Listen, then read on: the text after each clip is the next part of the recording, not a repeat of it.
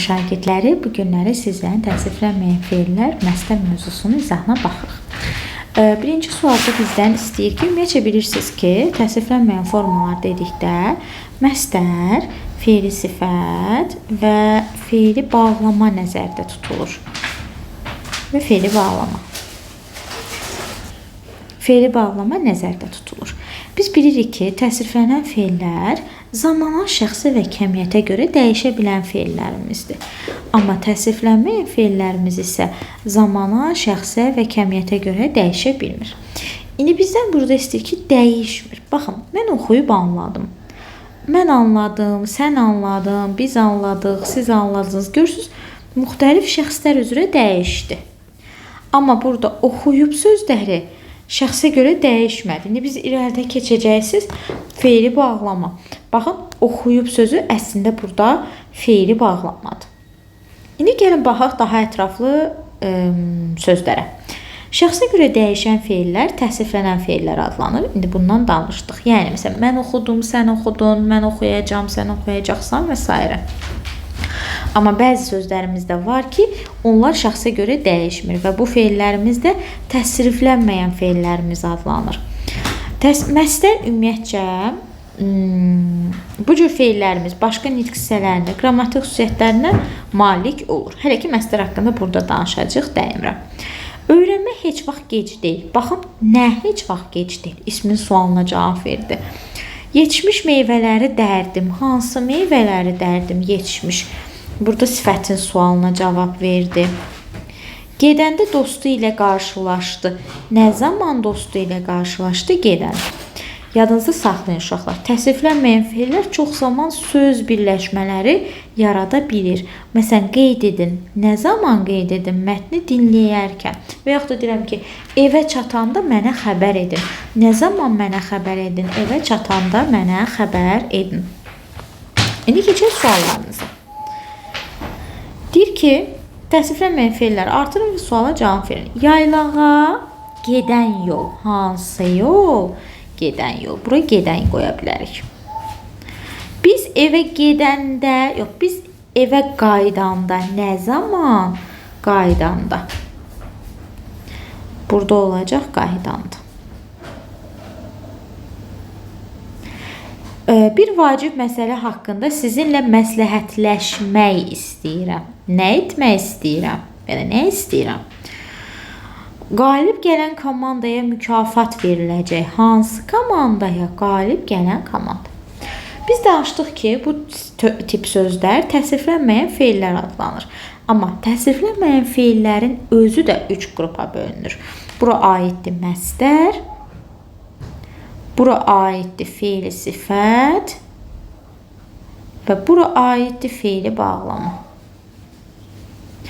Biz bu dərsimizdə sizlə məstər haqqında danışacağıq. Baxın, məstər nədir uşaqlar? Məstər hərəkətin adını bildirən nitq hissəsidir. Məsələn, yazmaq, bilmək. Lüğətlərdə olan feillər isə məstər formasında verilir. Və məstər həm feilin, həm də ismin xüsusiyyətlərini daşıyır. Hansı xüsusiyyətləri daşıyır? Məsələn, hərəkət bildirə bilir. Baxmaq, gülmək. Bunlar neyinir? Hərəkət məzmunu var.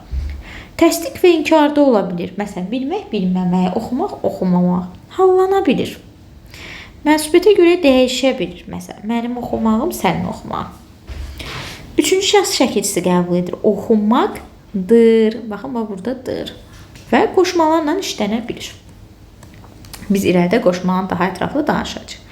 Bizdən istəyir ki, feilləri məstər formasında yazaq.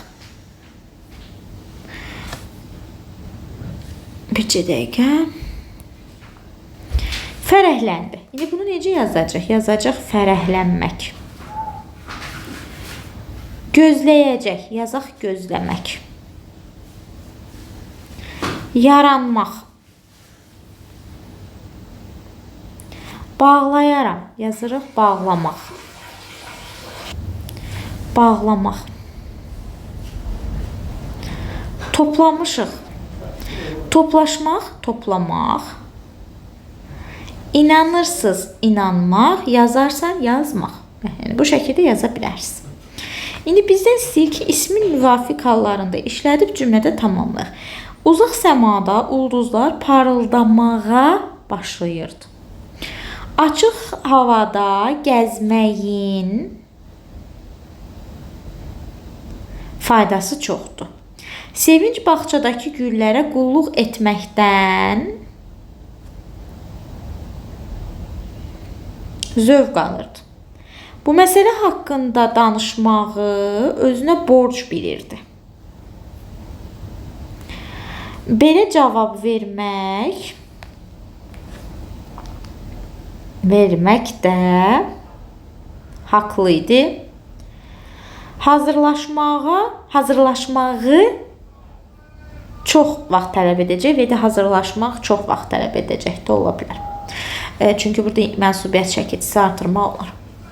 Cümlədəki məsələlər neçənci şəxsə aid mənsubiyyət qəbul edib? Mənim sözlərimə fikir verməməyi.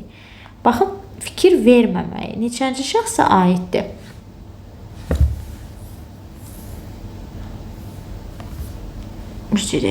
Onun fikir verməməyi. Üçüncü şəxsin təki. Kitab seçməyimiz, bizim seçməyimiz. Birinci şəxsin cəmi. Ad günümdə iştirak etməyiniz, sizin iştirak etməyiniz. İkinci şəxsin cəmi. Və bu cür qəmli oxumağın, sənin oxumağın ikinci şəxsin təki.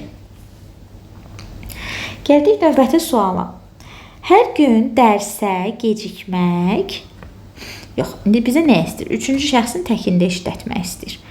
Baxın, burada feili verir və təki verir. Hər gün dərsə gecikməyi müəllimi narahat edirdi. İstehza ilə gülməyin aydın hiss olunurdu. Divarları boyamağımız birinci şəxsin cəmi istəyir, axşama qədər çəkəcək. Ürəkdən sevinməyiniz gözlərinizdən bəllidir. Sevimli fincanımın qırılmağı bacımı məyus etdi. Yaxşı, keçək növbəti suala. Həkim qazlı içkilərdən içməməyi məsləhət gördü. Burada bizdən istəyir ki, həm onun feilə aid olan xüsusiyyətlərini yazaq, həm də ismə aid olan xüsusiyyətlərini yazaq. Susmağı. Susmaq təsdiqdə işlənib. Onun feilə aid xüsusiyyəti. Atamın susmağı mənsubiyyət qəbul edib yazacaqsınız ki, nə sualına cavab verir, mənsubiyyət şəkilçisi qəbul edib. Bağda işləməkdən xoşum gəlir. Hərəkət məzmunu bildirir. İsmə aid olaraq yaza bilərsiniz ki, nədən sualına cavab verir və çıxışlı haldadır.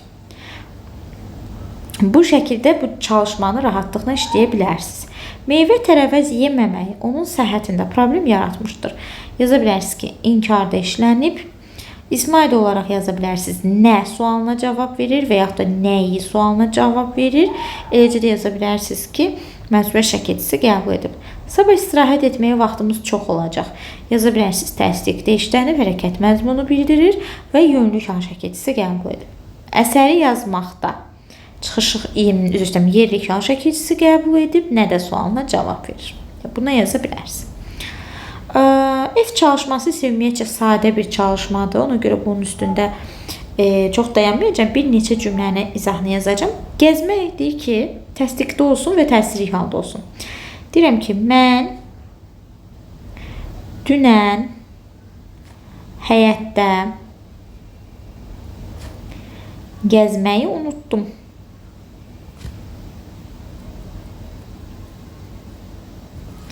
İşləmək, təsirlik və çıxışlıq.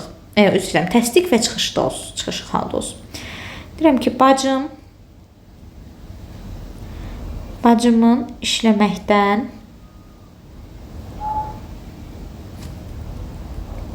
heç xoşu gəlmir. Təsdiq və yerlik hal, təkrar olmaq. Deyirəm ki, mövzuları təkrarlanmaqda fayda var.